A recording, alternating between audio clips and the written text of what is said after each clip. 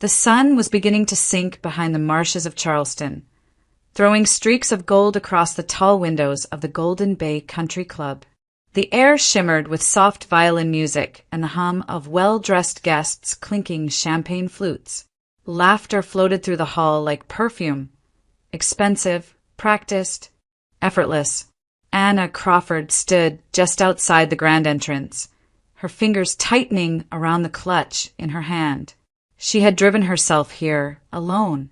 Her modest Lexus parked among the line of imported cars, so shiny they reflected the setting sun like mirrors. Inside, the ballroom glowed in amber light. Crystal chandeliers scattered reflections across the marble floor, and every table was dressed in ivory silk. Waiters glided between clusters of guests, their trays sparkling with crystal glasses. Anna adjusted the strap of her navy satin dress, the one she had bought for occasions like this, simple, elegant, just enough to blend in without drawing attention. She smiled at a few familiar faces, but the glances that returned felt polite, distant. A young attendant approached with a clipboard. "Name, please." "Anna Crawford," she answered quietly. The girl scanned the list, smiled, and handed her a small card. "Table 12, ma'am. Straight ahead to the right." Anna followed the directions, weaving through laughter and perfume. The card's number was printed in looping gold script. 12. She found it at the far end of the hall, near the service door. Each time the door swung open, the scent of roasted salmon and garlic butter rushed out, followed by the clatter of trays and the sharp voices of kitchen staff. Her chair shook every time someone passed behind her with a full tray. From here, the dance floor looked like another world. The stage shimmered beneath chandeliers, where Marissa, her younger sister, the bride, posed for photographs, a vision of silk and sparkle. People circled her, laughing, complimenting, admiring. Anna sat quietly, smoothing the napkin in her lap, pretending to check her phone. A waiter brushed past, nearly catching her shoulder with a tray of champagne. "Sorry, ma'am," he said without slowing. She nodded, smiling faintly. The noise of laughter and cutlery blurred into a single, distant hum. She tried to tell herself it didn't matter, that the seat number was meaningless. But every sound of metal clanging against porcelain seemed to hammer that small truth deeper. She wasn't meant to be seen tonight. At table 12, conversations rose and fell around her. Strangers discussing vacations, mortgages, engagements. No one asked who she was. Every so often, a guest would glance her way, polite curiosity flickering before moving on to brighter company. She looked toward the head table. Marissa was radiant, her hand entwined with her new husband's. Their parents sat nearby, smiling with pride. Anna caught her mother's eye for a moment, offered a soft smile. Carolyn smiled back, warm, fleeting, and turned away to greet another guest. The quartet's music swelled, drowning out the clatter of dishes. For a brief moment, Anna closed her eyes and let the sound wash over her. It was beautiful, all of it, the lights, the music, the laughter, but beauty, she thought, didn't always include you. Sometimes it simply surrounded you like glass, clear, brilliant, and utterly unbreakable. As the music played on and the laughter of strangers filled the hall, Anna's thoughts slipped backward through the years like the slow turning of old film. The warmth of the ballroom faded into the dim glow of her parents' dining room, a long table set for four, her father's quiet chewing, her mother's sharp questions cutting through the clink of silverware. Robert Crawford had always been the kind of father who avoided storms. When tension brewed, he'd retreat behind the newspaper or murmur, "Let's not argue at dinner." Carolyn, his wife, filled the silence he left behind with opinions, most of them about her daughters. Marissa, the younger one, had been born with a smile that seemed to earn her applause. "That child could charm a banker out of his wallet," Robert would joke. And everyone laughed, everyone except Anna.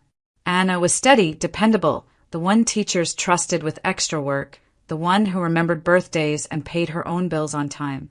"Our rock," Carolyn would say with a proud smile that somehow carried a sigh. "Anna will always be fine on her own."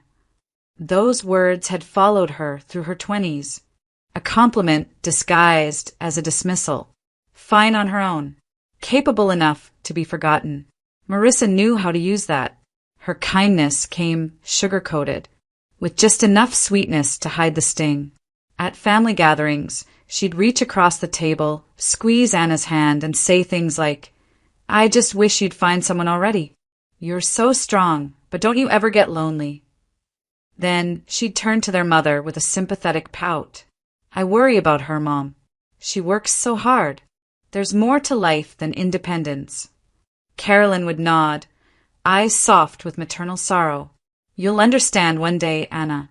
Love makes a woman whole." Anna remembered the last Thanksgiving before Marissa's engagement. Her sister had arrived in a red dress, flashing a diamond ring so bright it seemed to catch the candlelight from every angle. The whole dinner revolved around wedding plans, floral arrangements, and honeymoon destinations.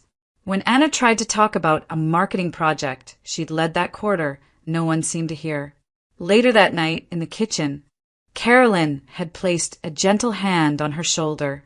"Sweetheart," she said, her voice soft but firm, "just don't make your sister's big night about you." That phrase clung to her now, echoing above the hum of the reception. "Don't make tonight about you." Anna blinked, pulling herself back to the present. Across the ballroom, her mother was laughing with relatives, looking perfectly at ease in a cream lace gown. Marissa stood beside her husband, the picture of Southern grace, hair styled in golden waves, smile practiced and flawless. Anna straightened her posture, drawing a slow breath. She reminded herself that she wasn't jealous, just tired of being written in the margins of her own life. Tonight, she told herself, she would stay invisible if that's what they expected.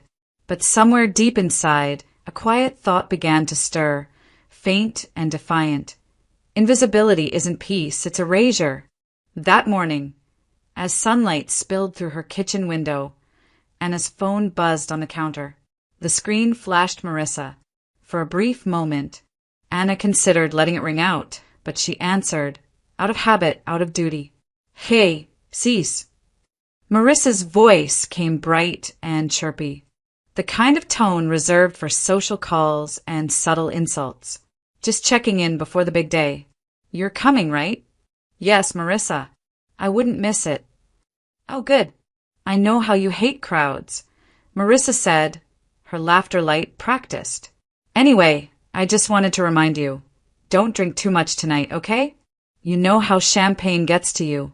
And try not to stand by yourself too long. You always look so sad in photos. Just smile, even if you're tired." Anna let the silence breathe, just long enough for the sting to register. "I'll keep that in mind." "Perfect. See you tonight. Love you." The call ended with a click that felt more like a door closing than affection. By the time Anna arrived at Golden Bay Country Club that evening, the venue had transformed into something out of a magazine spread. White magnolias climbed the archway. Gold-rimmed candles flickered on every table. Waiters moved in perfect rhythm, their trays balancing flutes of champagne that sparkled beneath the soft light of chandeliers. A live quartet played Vivaldi somewhere near the terrace, the music sweet and deliberate. Anna adjusted the strap of her satin dress and walked through the crowd with a calm that she didn't quite feel. Each face she passed was radiant with celebration, people hugging, taking photos, laughing too loudly.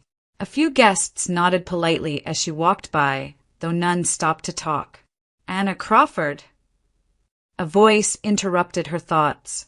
It was Christina Powell, Marissa's college friend, and one of the bridesmaids, wrapped in blush chiffon and a smirk. Christina."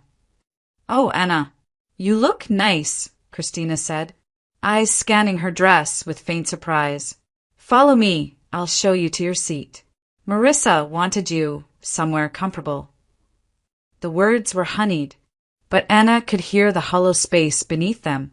Christina led her past the main tables, each closer to the stage, filled with laughter and conversation, to the far corner near the kitchen door.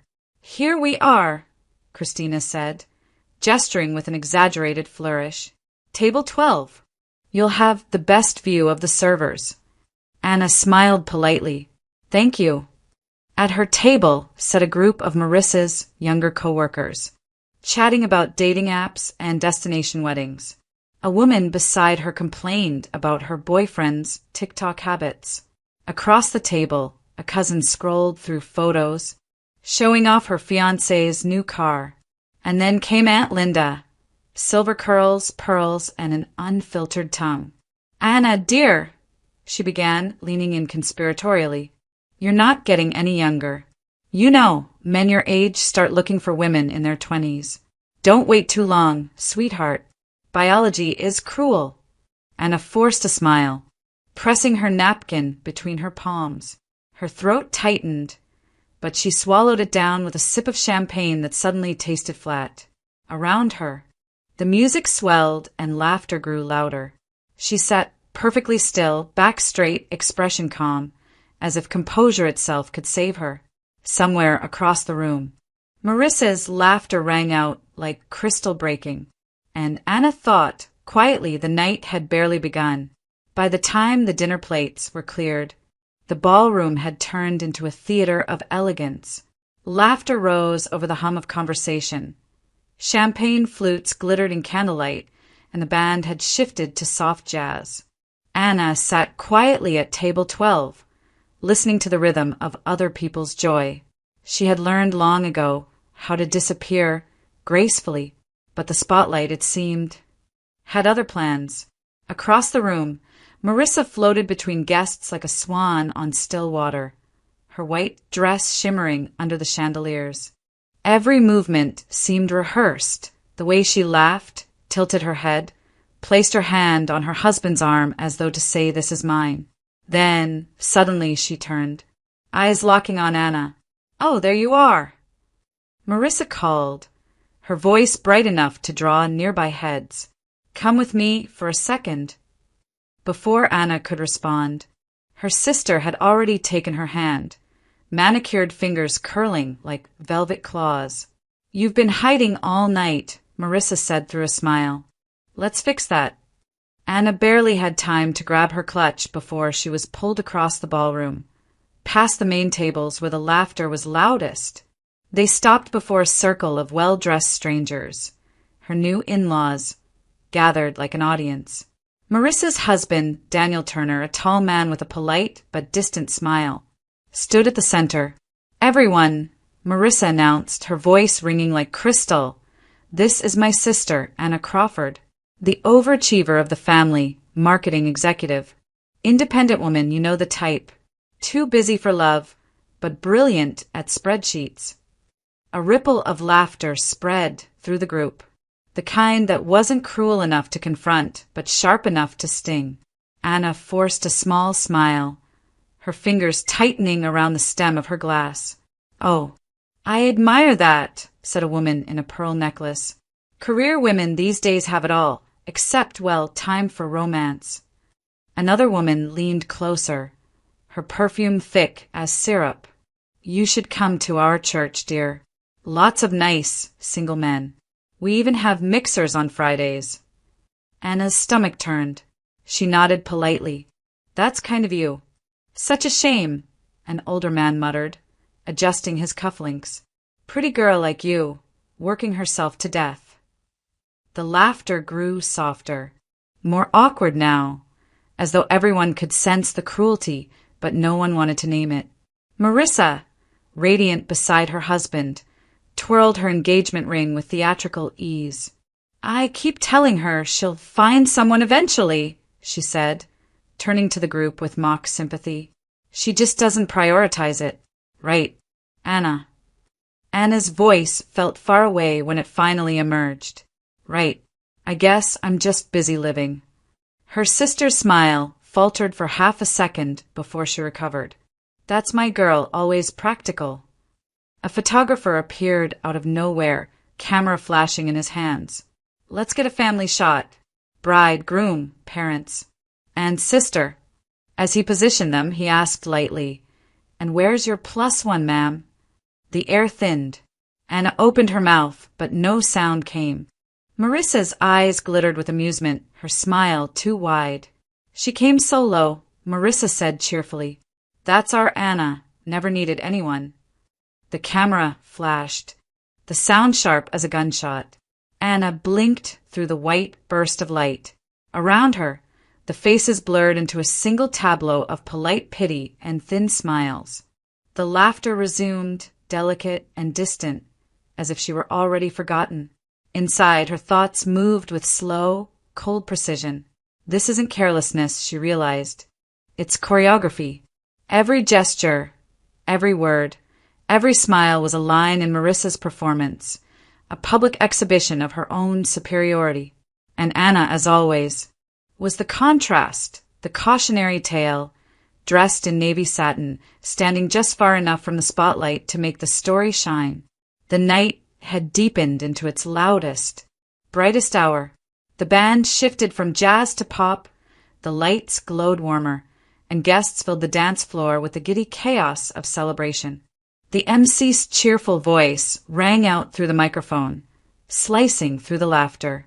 "All right, ladies, you know what time it is. It's bouquet toss time." The crowd cheered. Marissa stepped into the center of the ballroom, her wedding gown glimmering beneath the chandeliers. Her bridesmaids gathered around her, all flushed with champagne and excitement. Anna, still at table 12, felt her stomach twist. She glanced toward the exit, debating whether anyone would notice if she slipped away. Christina Powell spotted her first. "Anna, come on, you're single. You have to join," she called. Voice sweet, but sharp enough to cut glass. "Oh, I think I'll pass," Anna said with a polite smile, half rising from her chair. But Christina was already making her way through the tables, laughing loudly enough to draw attention. "Don't be shy. We need more competition out there." Her manicured hand closed around Anna's wrist before she could protest. "Come on. It's tradition." Dozens of eyes followed them as Christina pulled her onto the dance floor. The polished surface gleamed under Anna's heels. She felt the heat of the lights, the weight of 100 glances. Around her, the younger women giggled, adjusting their skirts, whispering predictions. "Ready," the MC called out. "Our beautiful bride is about to decide who's next." Anna tried to blend into the back row, half hidden behind a bridesmaid's voluminous curls. But then Marissa turned her head ever so slightly. Her eyes found Anna in the crowd. For a second, their gazes locked. The smile that crossed Marissa's face wasn't sisterly. It was a smirk, soft and deliberate, carrying years of unspoken rivalry. 1, 2, 3. The bouquet arced through the air in a shower of petals and laughter, except it didn't arc toward Anna. Marissa flicked her wrist at the last second, sending the bouquet spinning in the opposite direction, landing neatly in the hands of a stranger near the edge of the crowd. The room erupted in cheers and whistles. Christina clapped dramatically. "Guess fate had other plans." Someone laughed behind Anna. "Not her lucky night." A wave of heat flushed through her face. She felt every pair of eyes, every smile that wasn't kind. The music swelled, drowning her heartbeat, but the laughter cut through like thin glass. Marissa turned, radiant in victory. "Oh, well," she said lightly, loud enough to carry. "Maybe next time, sis." Anna's throat tightened. She wanted to disappear, to melt into the floor. Her hands trembled slightly as she brushed a fallen petal from her skirt. Aunt Linda leaned over from her table, her voice thick with smug wisdom. "See, honey, even fate is telling you something." Anna didn't answer. She simply nodded, turning away before the tears could rise. She walked toward the side doors, the music echoing behind her like a language she no longer understood. The laughter faded into a dull roar, replaced by the soft thud of her heels on marble. Her fingers closed around her clutch. Enough, she thought. I've played my part. But just as she reached for the handle of the exit, a calm male voice spoke behind her, low, steady, cutting through the noise like a thread of silver. Pretend you're with me. The words came softly, close enough that Anna felt the warmth of them brush the back of her neck. Pretend you're with me. She froze. For a moment, she thought she'd imagined it. Another echo from the music or her own desperate wish for rescue. But when she turned, a man stood just behind her, tall, composed, the faintest smile tugging at his lips. He looked out of place among the Charleston glitter. His suit was charcoal gray, sharply tailored but without flash. His eyes steady. Curious. Belonged to someone used to watching more than speaking. Excuse me. Anna managed, voice low. He extended a hand. Ethan Cole. I'm Daniel's cousin, from New York. His tone was casual, unhurried, but his gaze held an unmistakable hint of purpose. I was at the bar, he continued, when your sister told her friends you'd probably sneak out early like always. She said you can't handle being the only single woman in the room. Anna's chest tightened. She looked away, embarrassed, furious, and tired all at once. She's not wrong, she murmured. I was about to. That's exactly what she's counting on. His voice was calm, almost gentle, leaving gives her the ending she wants. Anna blinked, uncertain whether to laugh or cry. And what do you suggest instead? Ethan glanced toward the dance floor, then back at her. Change the narrative. She hesitated, the words echoing in her mind like a dare. By pretending what exactly? He smiled, warm, understated. That you're not alone. Something about his sincerity, his lack of pity, disarmed her.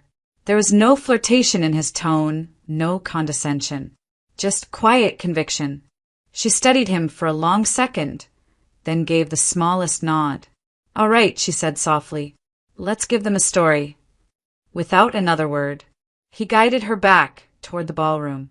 The hum of conversation swelled as they entered, heads already turning to watch. Ethan moved with quiet confidence, one hand resting lightly on the back of her chair as they sat down together at table 12. It was a small gesture, barely noticeable except that it wasn't. Anna could feel the subtle shift ripple through the room like a current. A few nearby guests glanced their way, whispered something, and smiled knowingly. Ethan leaned closer.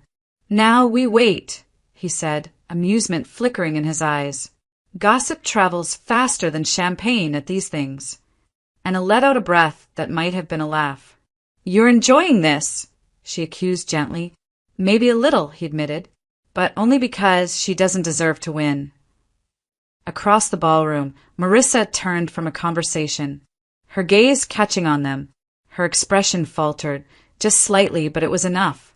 She nudged Christina, whispering. Christina looked over too, eyes narrowing. Ethan straightened. Still calm. Round one, he murmured.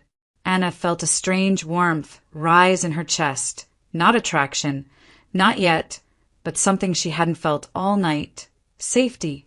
She reached for her glass, her hand brushing his as she did. The simple contact steadied her. For the first time that evening, she didn't feel invisible. The air seemed different now. Less heavy, less cruel. Around them, the whispers continued to spread, weaving their quiet alliance into the night. Anna glanced at Ethan, half smiling. You really think this will work? He met her eyes. It already has. It didn't take long for the whispers to reach Marissa from across the ballroom. She noticed how the energy had shifted. The same guests who once pitted Anna now glanced toward table 12 with curiosity. The sight of her older sister sitting beside Ethan Cole, chatting easily, was enough to freeze her smile mid-sentence. Marissa's laugh returned a moment later, louder, more forced. She excused herself from the group, adjusting her dress as she crossed the room. Her heels clicked against the marble like punctuation marks of irritation. "Anna!" she sang, her voice sweet and piercing all at once. "I didn't know you two had met." Anna looked up just as Ethan rose slightly from his chair, his posture calm, protective without being obvious. "We've known each other for a while," he said evenly, offering his hand. "Ethan Cole, Daniel's cousin." Marissa blinked, her smile tightening. "Really? I don't recall ever seeing you together before." Ethan's expression didn't change. "Old friends," he said simply. "Lost touch for a while." The simplicity of the answer was disarming. Marissa turned her gaze to Anna, searching her face for a clue. "Old friends," she repeated, her tone teetering between disbelief and amusement. "That's unexpected." Anna took a sip of her wine, the stem of the glass steady between her fingers. "Some things," she said softly, "are better kept private." The sentence hung in the air like a ripple. Marissa's smile faltered just enough to betray her confusion. For a heartbeat, she wasn't the perfect bride or the socialite hostess, just a woman whose script had suddenly been rewritten. "Well," Marissa said finally, recovering her tone, "I suppose that's lovely. I'm glad you're enjoying yourself." Ethan nodded politely, then turned back to Anna as though Marissa had already left. "You were telling me about your project in Charleston Harbor," he said, his voice smooth, perfectly natural. Anna caught on immediately. "Oh, right, the coastal branding campaign," she replied, her tone relaxed. It wasn't just small talk, it was theater, elegantly played. Marissa stood there, frozen between politeness and fury, watching the exchange unfold like a scene she hadn't been invited to direct. "Sounds fascinating," Ethan said, his smile faint but warm. "Maybe you'll let me read the proposal sometime." Anna smiled back. "If you promise to give honest feedback." "Always." Their conversation flowed easily, almost too easily. Each word between them built a wall, softly, deliberately, keeping Marissa on the outside. For once, Anna wasn't the shadow. She was the center of gravity, calm and radiant under the same lights that had once made her invisible. Marissa's nails tapped against her glass. The sound was small but sharp. "Well, I'll let you two catch up," she said finally, her voice sweetened again but stretched thin. "Of course," Ethan replied with effortless courtesy, not even looking up. As Marissa turned away, her eyes flicked toward Christina, who was standing near the bar. She beckoned her over with a discreet motion. The two women leaned close, whispering quickly, their smiles tightening like drawn bows. From table 12, Anna watched them briefly, recognizing that familiar choreography, the plotting, the need to reclaim control. She felt a quiet satisfaction bloom inside her. Ethan noticed the glance and said under his breath, "Let her wonder." Anna didn't reply, but her faint smile said everything. For the first time in years, it wasn't Marissa setting the stage. From that moment on, the rhythm of the evening began to shift, so subtly that no one could pinpoint when it happened. One moment, Anna was invisible, the next. People couldn't stop glancing toward table 12. Ethan had a way of commanding attention without demanding it. His voice carried easily through the laughter, low and smooth. His smile quiet but sure. When he spoke, people leaned in. When he laughed, it sounded genuine enough to make others turn and wonder what was so funny. And sitting beside him, her posture graceful, her smile soft, Anna seemed to belong to a world she had been denied all night. For the first time in hours, she laughed. Not the careful, polite kind she'd practiced through years of family gatherings, but a laugh that escaped her naturally, light and real. Ethan watched her with a faint smile, as if her laughter alone justified the small rebellion they had started. A few tables away, guests began whispering, "Is that Daniel's cousin? He came alone, didn't he? Who's she?" The tone had changed, from pity to curiosity, from judgment to intrigue. Ethan noticed the shifting glances, but ignored them with practiced ease. He poured her champagne, asked about her work, and listened, really listened. When she spoke about her campaigns, her ideas, the challenges she faced, his interest never wavered. It wasn't performative. It was respect, the simplest gift no one else at that wedding had thought to offer.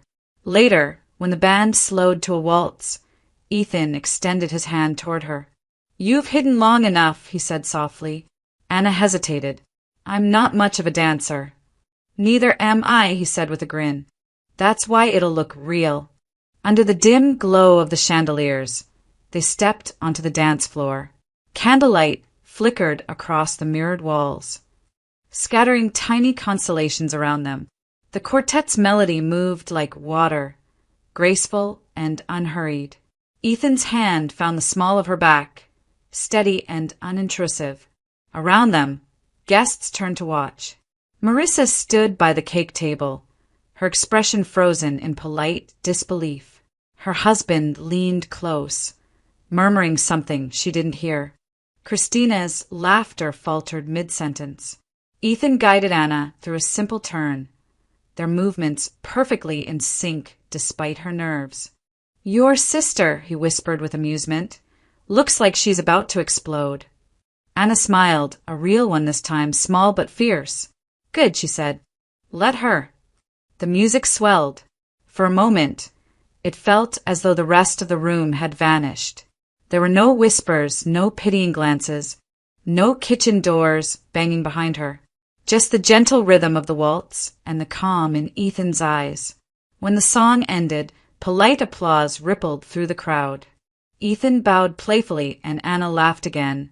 Her cheeks flushed, not with embarrassment, but with something she hadn't felt in years, self-worth. She caught her reflection in the mirrored wall as they returned to their table. Her shoulders were straighter, her eyes brighter. The woman staring back at her wasn't the quiet afterthought of someone else's story. She was beginning to take up space again. The waltz had just faded into a round of applause when Marissa appeared again, her expression composed but her eyes burning beneath the facade. Daniel followed a step behind, his hand still holding a half-empty glass of champagne. The glow of the chandelier glinted off her earrings as she crossed the room, her heels striking the floor in precise rhythm. "Well, look at you too," she said brightly, loud enough for nearby tables to hear. "We're so happy Anna finally met someone." Anna's hand stiffened in Ethan's. She knew that tone, the sugary lilt that coated poison. The crowd nearby smiled politely, sensing tension but pretending not to. Ethan turned, unhurried, his calmness drawing attention before he even spoke. "Strange," he said lightly. "You didn't act that way earlier." The shift in the room was immediate. Conversations dimmed, forks paused midair. Marissa's smile froze, a fraction too wide. I didn't realize you two were serious." "We're not," Ethan said evenly. "We're just talking. But that didn't stop you from warning people she'd probably leave early again." His voice remained conversational, but every word landed like the quiet thud of a hammer. Marissa blinked rapidly, color rising in her cheeks. "Oh, I was just teasing," she said, laughing nervously. "You know how sisters are." Ethan nodded slightly. "I do. But what I heard wasn't teasing. It was deliberate." He looked around, meeting a few eyes before returning his gaze to Marissa. "You went out of your way to make sure everyone knew your sister came alone, to make sure she stayed small in a room that should have been about family." The silence was sharp now, broken only by the faint clinking of glasses. Marissa tried to recover, her voice pitching higher. "Ethan, you're misunderstanding," he smiled, cold but polite. "Maybe, but I don't think so. I've been to enough weddings to recognize when cruelty's being passed off as humor." Daniel shifted beside her, uncomfortable. A few guests exchanged glances. Even Carolyn and Robert, sitting near the front, looked uneasy. Marissa's laugh came again, thinner this time. "I'm sorry if something I said offended you. It wasn't meant that way." Anna said nothing, only watched her sister struggle to keep her balance beneath the weight of her own performance. She had no desire to rescue her now. Ethan leaned back, slightly, his tone softening, but not enough to release her. Then maybe tonight's a good time to rethink what you mean by family support. It was surgical, the way he dismantled her composure without raising his voice, without anger. Each word exposed her intent, layer by layer, until all that was left was the naked truth of her cruelty. Someone near the bar murmured, "Good for him," under their breath. Marissa's hand trembled as she reached for Daniel's arm. "Come on," she whispered, her voice cracking. "Let's go check on the cake." She turned sharply, dragging her husband with her, her perfect smile collapsing the moment her back was turned. The tension in the room hung for a beat longer before dissolving into scattered conversation. The music started again, softer this time. Ethan exhaled, the faintest ghost of a smile playing at his lips. "Well," he murmured to Anna, "I think that qualifies as round 2. Anna's throat felt tight, but not from humiliation this time. "You didn't have to do that," she whispered. He looked at her, steady and kind. She did. For the first time that night, Anna didn't feel small. She sat taller, the faint echo of applause returning somewhere deep inside her, silent but hers, a few minutes after the music resumed. Ethan leaned toward the nearest waiter, lowering his voice just enough for only Anna to hear. "Would you mind helping us move this table? The lighting here keeps reflecting off the service door. It's not great for photos." The waiter hesitated, glancing toward the ballroom's coordinator, but one nod from Ethan, confident, polite, assured, was all it took. Within moments, 2 staff members appeared, efficiently lifting and repositioning table 12 closer to the center of the room. Beneath the chandelier's golden glow, the shift was subtle, but the effect immediate. The once-forgotten corner was gone. Suddenly, Anna's table gleamed in full view of everyone. Conversations faltered as guests noticed. By the time the staff replaced the chairs and poured fresh champagne, the whispers had started again. Different this time, reverent instead of pitying. Anna sat perfectly still, her pulse quick but steady. "You didn't have to do that," she murmured. Ethan smiled faintly. "Sure I did. Everyone deserves good lighting." His tone was teasing, but beneath it, she heard something else, an understanding of what that simple move meant. He had rewritten her place in the story. Within minutes, people began approaching. The same relatives who had avoided eye contact earlier now stopped to greet her, their smiles wide, their curiosity transparent. "Anna, you look radiant tonight," one woman gushed. "And Ethan, Daniel mentioned you work in finance. You must tell us more." Ethan handled them with gracious ease, answering just enough to charm, never boast. Each word, each glance reinforced the illusion, or perhaps the truth, that Anna belonged right there beside him. Even Aunt Linda appeared, clutching her glass of sherry. "Well," she said with a brittle laugh, "seems our Anna's finally found herself a fine gentleman. I always said it would happen when she least expected." Anna smiled politely. "You did say that," she replied, her voice even. Linda nodded, satisfied, completely unaware of how ridiculous she sounded. From across the room, Marissa stood frozen near the dessert table, her perfect posture stiff. She watched as guest after guest gravitated toward her sister, the same sister she'd tried to erase. Her husband murmured something to her, but she didn't answer. Her eyes stayed locked on the scene unfolding at the center of her own reception. Ethan caught the look and leaned closer to Anna. "You see her." Anna's lips curved into the faintest smile. "She's realizing the crowd she built is a fickle one." He chuckled softly. "They always are." For the first time that night, Anna allowed herself to exhale. The humiliation had reversed, so completely it almost felt surreal. She was no longer the invisible guest at the wrong table. She was the one people noticed, the one they wanted to be near. And yet, beneath the satisfaction, something deeper stirred, a quiet sadness. She looked around at the flattering smiles, the sudden admiration. Anne thought how easily respect could be bought with appearance, how fragile it truly was. Ethan caught her expression, his voice low. "What is it?" She shook her head gently. "Just funny," she said. "How the same people who pitied me an hour ago now act like I've changed when I haven't." Ethan's eyes softened. Maybe they're the ones who needed to. Anna smiled again, but this time it wasn't for show. It was the smile of someone who finally understood her worth, didn't need a spotlight. The irony around her sparkled brighter than the chandelier.